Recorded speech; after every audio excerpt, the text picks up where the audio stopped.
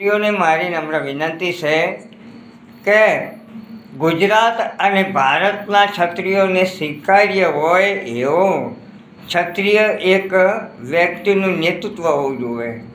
નેતૃત્વ વગર સંઘ ટકતો નથી અને ઘણા આગેવાનો હોય એ નિર્ણય લેવામાં તકલીફ પડે એટલે સંકલન થઈ શકે નહીં.